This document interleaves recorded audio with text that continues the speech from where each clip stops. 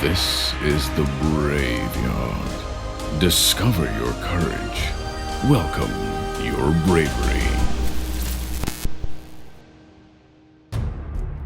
Perhaps you, like me, have taken dozens of paths in the wake of enthusiasm as well as various relationships in the wake of infatuation. The fact is, enthusiasm wears off, infatuation fades or changes shape. We live in an era in which individuality has taken on tragicomic overtones, turning into individualism. They convinced us that happiness is doing what you want when you feel like it, if you feel like it. This is the ideal way to raise spoiled and not at all self-sufficient brats, other than the adults of tomorrow. Boys for life, who when slapped by events, by responsibilities, by unforeseen events, will react by crying, banging their feet on the ground, complaining that existence is unfair, elevating themselves to the rank of misunderstood geniuses, or finally, getting depressed. Disgusting.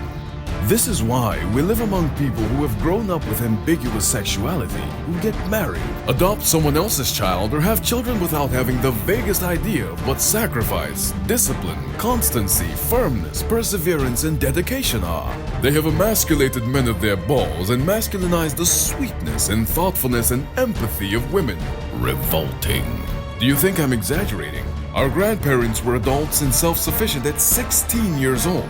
Our parents had work and a family at 18.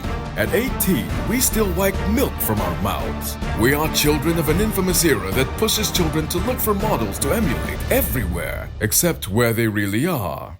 On Facebook rather than at the family table. On Instagram instead of on grandmother's legs. On school booklets and with latex gloves rather than on the ground with their hands in the mud. If you are becoming aware of this, you can do nothing but turning the tide. Do your duty even when you don't feel like it. Don't whine. Appreciate the body you were born into. It's a miracle. Value your own characteristics. Don't envy someone else's. Take responsibility. Don't delegate. Don't suffer circumstances, create new ones. If you try to avoid all risks on your way for fear of failing, injuring yourself, or making mistakes, you will not learn anything.